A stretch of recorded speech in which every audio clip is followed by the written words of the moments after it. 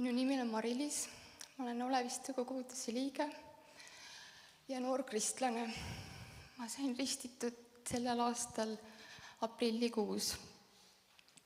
Tänud Jeesusele selle eest. Ja see lugu, mida ma täna teiega tahan jagada, ei ole lihtsalt minu lugu. See on lugu, mida Jeesus teeb, sest ta on nii vägev. Jeesus hakkas minu uksele koputama tegelikult juba 5 aastat tagasi läbi lähedaste inimeste. Mu abikaasa palvetas mu eest, Oleviste kogudus palvetas mu eest ja ma arvan, väga paljud palvetasid. Aga mu silmad olid pimedad, ma ei näinud seda. Ma ei kuulnud, sest ma elasin maailma elu.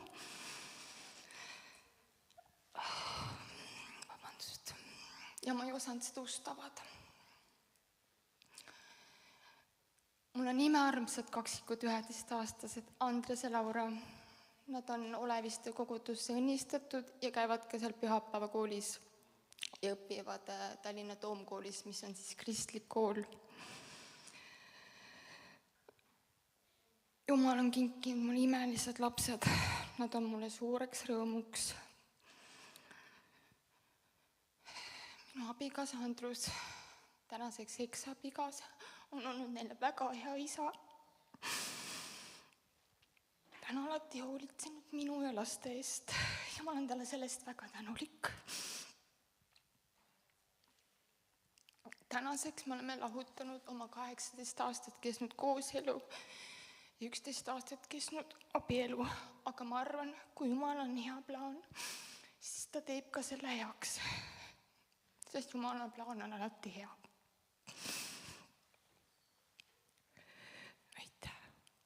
Nii, ma olin aastaid kohas, kus mu silmad olid pimedad. Ma otsisin tunnustust inimestest, suhetest, saavutustest ja tahtsin kogu aeg olla eesringlit ja esimene kogu aeg. Ma olen töötanud 16 aastat Tallinna kiirabis, aitasin teisi, aga ise mind sees nii katki, et ma ei saanud ise ennast aidata. Ma olin sees täiesti katki ja murtud. Ärevus ja depressioon olid mu iga päev. Ma kandsin maski, et kõik on korras. Mari oli kogu aeg rõõmus. Kõik ütlesid, kogu aeg see on rõõmus, aga mul oligi mask oli ees. Kogu aeg oli uuded värvitud mask ees, nagu öeldakse. Aga seest olin ma väga katki. Nii, teine lehed. Ma hakkasin otsima abi siis. Täna ma saan aru, et see on valevaimsus. Ma läksin õppima Hiina meditsiini, õppisin seda 4 aastat ja hakkasin siis tegelema nõelraviga, Shindo tunde andma, mõtlesin, et ma aitan inimesi, ma olin päris edukas, inimesed käisid, tulid mu juurde ja said ka abi. Ma mõtlesin, et kui ma ühendan Lääne ja Hiina meditsiini, siis ma aitan inimesi ja ma olingi edukas, mul oli oma kabinet, oma päev, kus ma võtsin patsiente vastu ja samal ajal töötasin ka kiirabis. Ja mulle meeldis see, aga tegelikult sees oli tühjus, täiesti tühjus. Ma tundsin tegelikult, et jah, ma olin sees tühi. Ja see hakkas, ma täna saan aru, et see hakkas kõik mõjutama ka minu perekonda.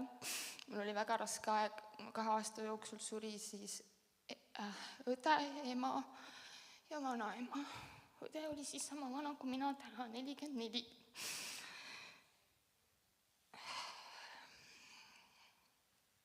Selle Hiina meditsiiniõpingute kohta ka, et see ei toonud mulle rahu ega valgust. Ma saan sellest täna aru tegelikult. Aga Jeesus ei jätnud mind sinna, kuhu ma olin langenud. Kui ma olin kaotanud praktiliselt kõik oma elus, tuli tema ise ja tõmbas mu sealt välja. Tänud Jeesusele. 2021 aastal sain ma oma peresõbralt Svenilt, keda ma tunnen 20 aastat, profeteeringu, see oli august 2021, tänaseks siis 4 aastat tagasi ja ma loen selle ette, mis tuli. Miks otsid sa kulda maailmast, miks sepitsed huultega valet? Jumal on andnud sulle imelise elu, lapsed ja kõik. Selle maailma väärtused. Vaata mu ümber, needus jälitab sind ja saab su kätte. Miks otsid sa abi sealt, kus ei tule? ja käid pilkajate killas, vaata, ma olen su kõrval, valmistan nüüd sulle tee, aga sa lükkad seda eemale, sest himu, mida sa endas kannad, on üle mõistuse. Ära vaata maailma peale, kurjus röövib su mõistuse ja elu, ma armastan sind ja su peret, olen oma käe sulle sirutanud ja ristil su patud lunastanud. Tule ja sa saad tõelise elu, mis täidab sind rahu ja rõõmuga. Olgem ausad, kui Sven mulle seda tunnistust näitas, siis ma ei saanud sellest aru, mis sa näitad mulle seda. Ma olin veel siuke ülbe tüdruk ka, et ma mäletan, et ta tuli Olevist, sest meil oli teenistus, ta tuli istus minu kõrvale ja näitas seda asja. Ma lugesin, ma ei saanud üldse aru, mis sa näitad mulle, sest silmad olid pimedad.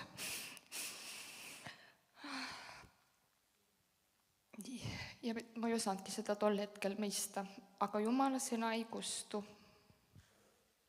Vahetult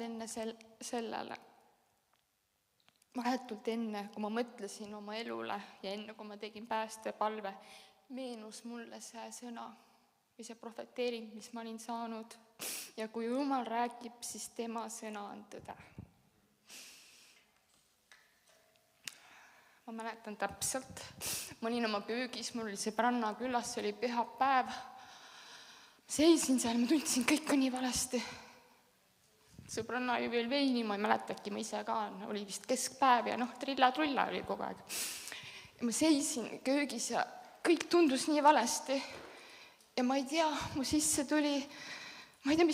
tuli, ma helistan Svenile, aga ma ei olnud see, kes iga päev helistab Svenile, ma polnud ammu teda näinud, kuna ma olin ka juba lahutanud ja mul tuli lihtsalt sisse, ma pean helistama Svenile. Ma helistasin Svenile, ma ei mäleta, mida ma talle rääkisin, aga Sven ütles, et Mari, see oli pühapäev, ta ütles, Mari, tule homme minu kontorisse. Ma ütlesin, ma tulen.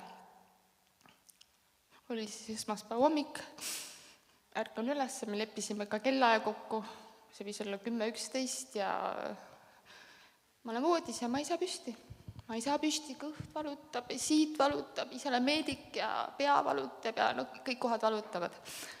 Kõige haigem inimene maailmas, kõik hädad olid minu peal. Ma kirjutasin Svenile, et ma ei tule kuskile. Et mina ei tule kuskile. Sven kirjutas mulle vastu. Ma ei mäleta, mis ta kirjutas, aga umbes nii, et Mari, see on kuri, kes sind vaevab. Ma ei saanud aru, mis ta mulle ütles, ma vedelesin seal voodis edasi. Ja läks tund aega mööda, mul käis mingi klõks ära, mul oli 2 sõna Svenile, kirjutasin, kas sa oled veel oma kontoris ja ma tulen. Ja Sven vastas jah. Ma läksin sinna, panin põlved maha ja see, mis juhtus, see ongi Jumala vägi, mis juhtus. Ma ju ei teadnud, mis juhtus. Aga juhtus see, et mu keha läks kuumaks ja tuli vabanemine. Ma tundsin, kuidas püha vaim kõnetas mind, mu silmavaade muutus, mul olid mustad silmad. Sven ütles pärast, Mari, sul on su silmad on heledad. Ja ma nägin tegelikult pilti, see oli nagu okastraat. Ma nägin, et nagu pimedus ja okastraat ja mu käsi on seal vahel ja mind reaalselt tõmmati kuskilt niimoodi välja. Tõmmatigi pimedusest välja, ma täna saan sellest aru.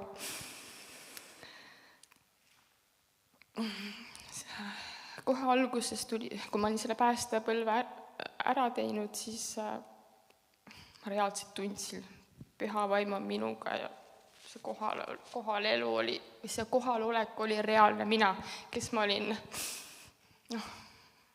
täna isegi julge neid sõnu välja öelda, kes olin enne, et kui kodus olid alfalehed, siis ma lükkasin need eemale, palveretikud, mis asi see siin on, ma räägin nii nagu on, ma ei saanud aru, sest ma elasin maailma elu.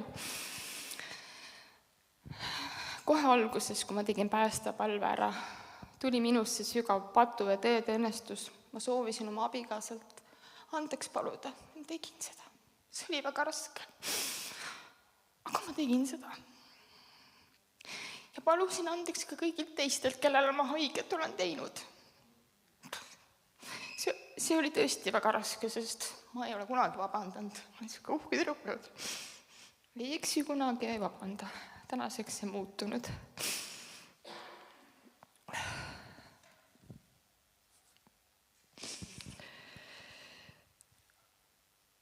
Tänu kristlastest sõpradele, kes mul uued sõbrad on, ma olen suutnud edasi liikuda ja nendest on nii suur tuge olnud, kuigi paljud ei usu veel minu muutust. Aga mina tean, et Jeesus näeb seda ja see on kõige tähtsam. Sellest alates on Jeesus hakanud mind taastama emana, naisena ja inimesena. Ta on näidanud, kui väärtuslik ma olen tema silmis. Ta on vabastanud mind mustritest, mis mind enam ei kanna ja öelnud jah Jeesusele. Jumal on ka mu elu praktiliselt parandanud. Ta on kinkinud mulle töö, oma kodu. Ma armastan oma lapsi rohkem kui kunagi varem. Ta on andnud ka mulle uue vaatenurga, et mõista oma eks-abikaasat. See vajab veel tervendamist, aga ma usun, et Jumala plaan on hea. Ja ma loengi ühe psalmi ette, mis kõnetas mind. Psalm 34:18. Issand on ligi neile, kes on murtud südamelt ja päästab need, kellel on rusutud vaim.